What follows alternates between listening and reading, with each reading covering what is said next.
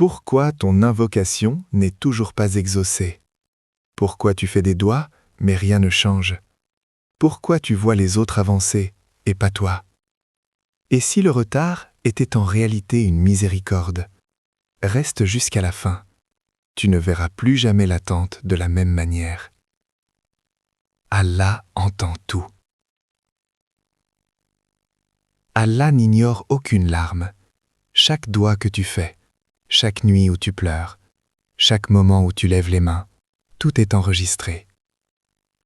Dans le Coran, Allah promet qu'il répond à l'invocation.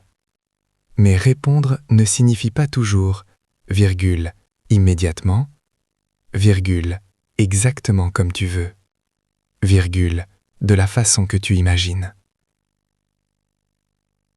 3 manières dont Allah répond.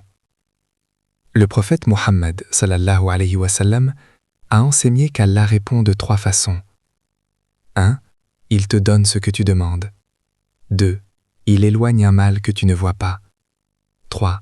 Il te réserve une récompense immense dans l'au-delà. Le problème, on ne voit que la première option. L'histoire qui change tout. Regarde Youssouf alayhi salam, trahi par ses frères, jeté dans un puits, vendu comme esclave, emprisonné injustement, des années d'attente. Mais chaque étape était nécessaire pour qu'il devienne ministre. Si Allah l'avait sorti du puits immédiatement, il ne serait jamais arrivé au palais. Comprends ça, ton retard fait partie du plan. Pourquoi Allah te fait attendre? Parfois, Allah te fait attendre pour renforcer ta foi, purifier ton cœur, te préparer à quelque chose de plus grand, t'éviter une catastrophe. Tu demandes une relation? Peut-être qu'Allah voit la douleur future. Tu demandes un travail? Peut-être qu'Allah voit l'humiliation cachée. Tu demandes la richesse? Peut-être qu'Allah voit que ça détruirait ton cœur. Allah voit 1000 scénarios, toi, un seul. Le danger de l'impatience. Quand tu t'impatientes, tu doutes, tu compares, tu te plains. Et parfois, tu prends de mauvaises décisions.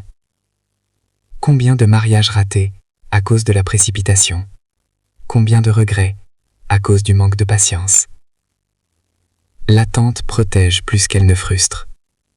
Peut-être que ce que tu demandes aujourd'hui, dans 5 ans tu diras « Alhamdulillah qu'Allah ne me l'a pas donné ». Fais confiance au timing d'Allah. Ce n'est pas un refus, c'est une préparation. Ce n'est pas un oubli, c'est une élévation. Ce n'est pas un retard, c'est un plan parfait. Si tu crois qu'Allah a un plan pour toi, écris en commentaire « Je fais confiance au plan d'Allah ».